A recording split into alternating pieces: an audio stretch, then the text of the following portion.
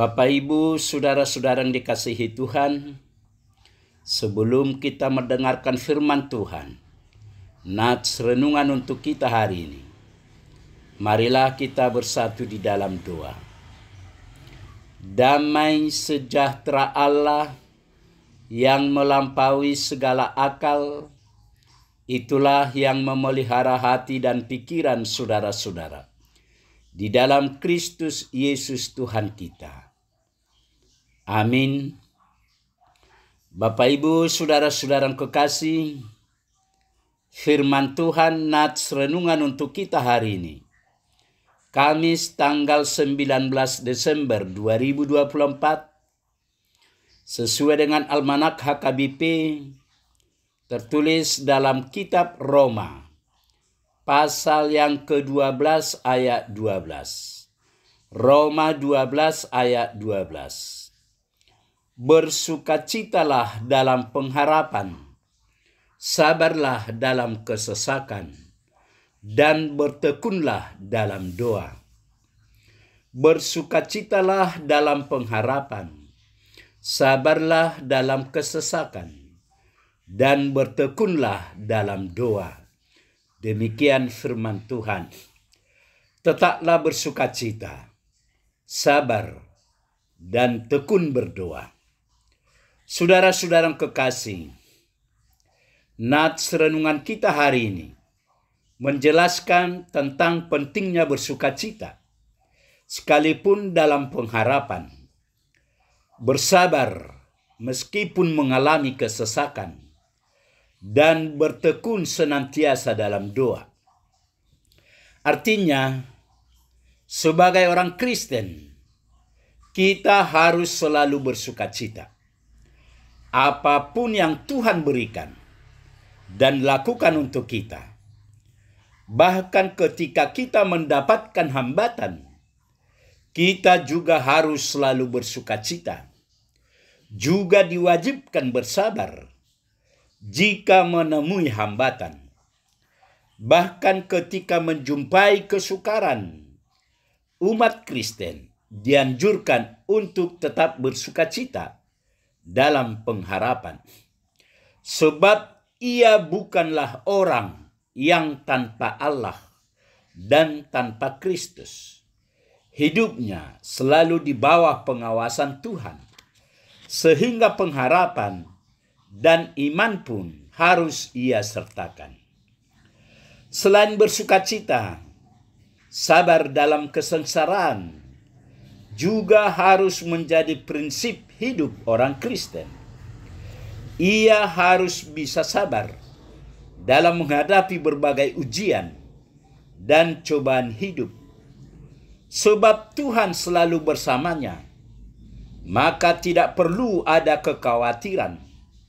Sabar dalam kesengsaraan dapat dimaknai dengan ketekunan dalam berdoa.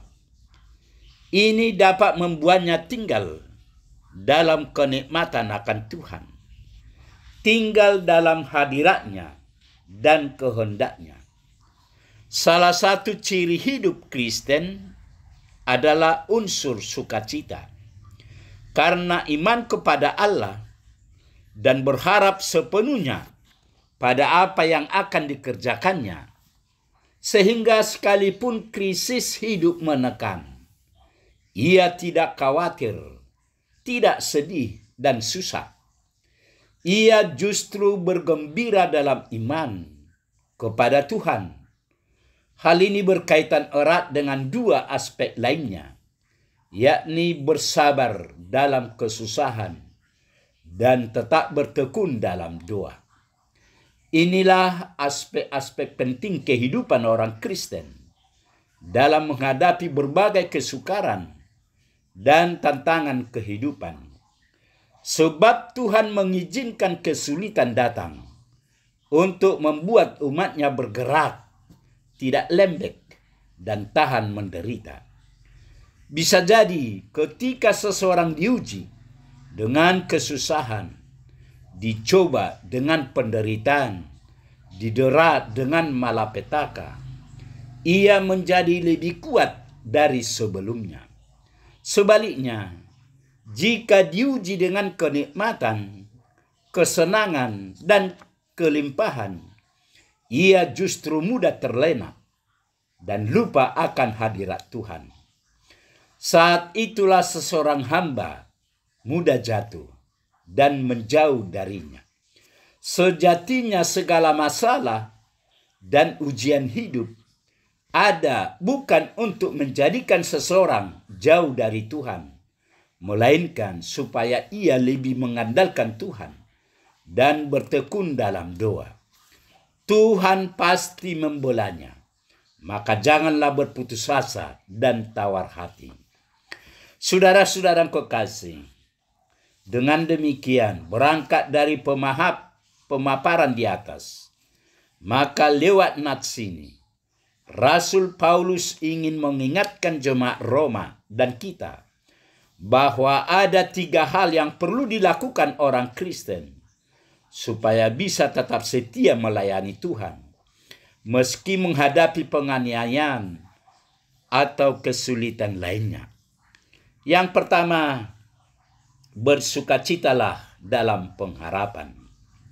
Berarti memiliki keyakinan yang teguh kepada Tuhan, percaya dan tidak ragu-ragu kepadanya. Apapun masalah, tantangan yang sedang kita hadapi, kita harus percaya, kita harus berharap bahwa Tuhan pasti punya rencana lain yang lebih baik di balik semua masalah, tantangan itu. Kita harus mengharapkan itu, dan pengharapan itu harus dalam sukacita. Yang kedua, bersabar dalam kesesakan.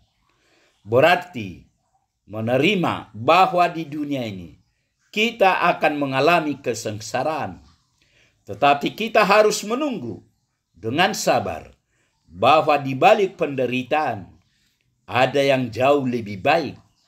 Karena itu, kita tidak boleh bersungut-sungut. Kita harus bersukacita, mengetahui bahwa kekuatannya cukup untuk melihat kita melalui setiap kesulitan hidup, karena Dia telah mengalahkan dosa dan kematian.